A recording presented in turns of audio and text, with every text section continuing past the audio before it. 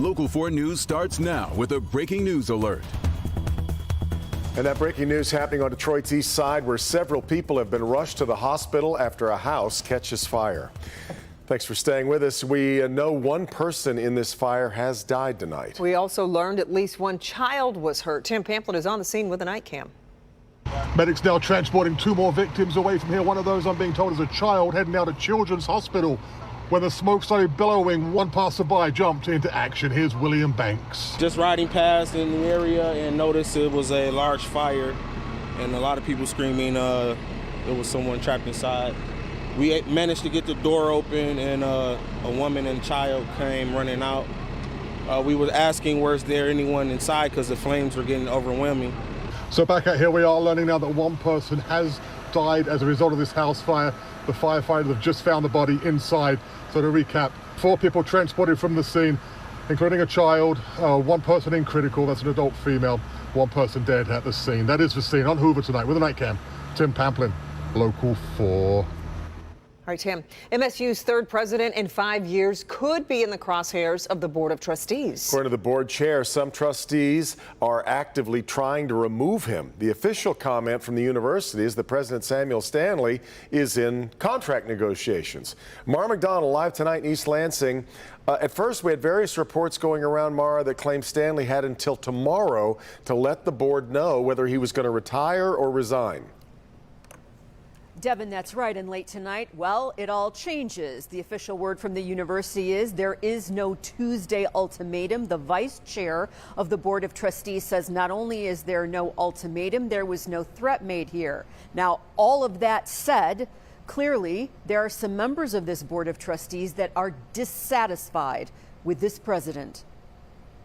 Samuel Stanley has been on the job since 2019, and now Board of Trustees members are going public with the effort to oust him, at least by some of the board. Board Chairwoman Diane Byram sending out a statement, but is so far refusing interviews. It reads in part, quote, MSU President Stanley has led our university through many challenges in recent years, and attempts to remove him from his post before his contract is complete are misguided. So what's going on? You'll remember last month, MSU once again made headlines because of the resignation of the head of the Broad School of Business for allegedly failing to report sexual misconduct allegations. His forced resignation stirred up all sorts of questions and demands for an independent investigation, which the Board of Trustees launched at the end of August, hiring an outside legal firm to come in and examine what happened in the business school. In other words, the Board of Trustees is concerned by Stanley's handling and decision-making here and wants an outside assessment that has now morphed into moves, according to the board chair, to remove him. Back here live, so far, no final report from that law firm, and Stanley has 2 years left to go on this contract. We're live on the campus of Michigan State University tonight. I'm Mara McDonald, Local 4. Hey, Mara, thank you. A big reward is being offered tonight to find the thieves who smashed their way into a Dearborn Heights business, stealing several guns inside. The first break-in happening early yesterday morning, with that business targeted again by that same crew several hours later with even more guns stolen. Sean Lay is live in Dearborn Heights. Sean, the feds have also been brought in to investigate this case. And there's a sense of urgency out here tonight, a $20,000 reward being offered by the ATF. You described it, a car being driven right through the front of this business. Guns were stolen, business boarded up. Another car comes back, goes right through the boarded up front of this business. More guns are stolen. We just spoke with Dearborn Heights Police Chief. Here's how many guns are out there on the street right now. Just shy of 50. That's Dearborn Heights Police Chief Jared Hart with the alarming information. He says nearly 50 guns were stolen from this shop on West Warren. CNC coins, jewelry, and loan. 50 AK-47, AR-15 style rifles, 9mm handguns, Glocks, all on the street right now. And a massive investigation is underway, a race against the clock to track those weapons down. This is a full court press here. Like you just stated, just shy of 50 weapons that are now on the street.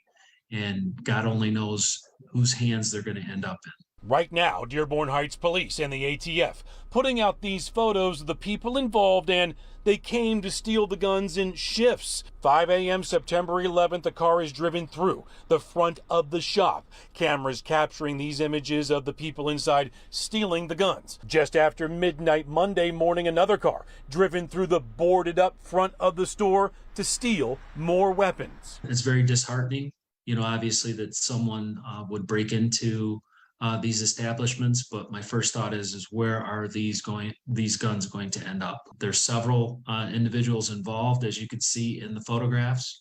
So it's very well orchestrated, and they're on scene for a very brief period of time.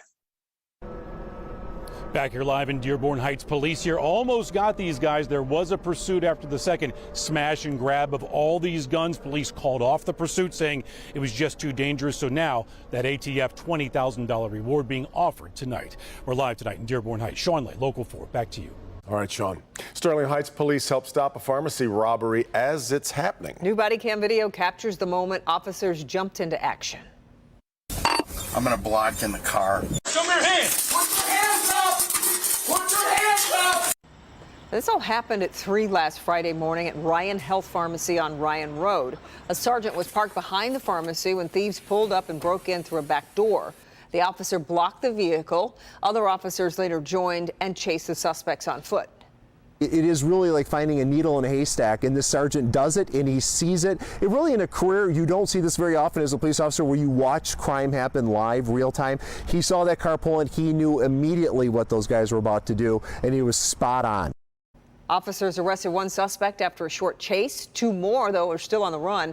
Anybody with information should call Sterling Heights Police. Thousands continue to pay their respects to Queen Elizabeth II. Mourners around the UK will have a final opportunity to say goodbye to the Queen. The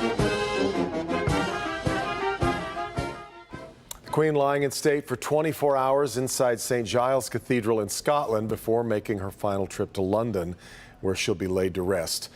A week from today, in fact, at Westminster Abbey. Queen Elizabeth, 96 years old when she passed away Thursday, and the nation's been in mourning ever since. The longest-serving monarch in British history over a span of 70 years. Classes at Eastern Michigan University are back in session after a tentative agreement is reached with more than 500 faculty members. The deal ends a strike that lasted 3 days, with professors hitting picket lines in a battle over wage increases and health care costs. The next step is a Zoom meeting for union members to vote whether to accept the new contract. Right now, it's not clear when that vote will take place. A major shakeup tonight on the state Supreme Court. Chief Justice Bridget McCormick says she is stepping down after her decade on the bench. She announced today she will retire after November 22nd, but before December 31st. McCormick's been on the court since 2013. The 56-year-old Chief Justice just re-elected to an 8-year term in 2020, so she's leaving 6 years early.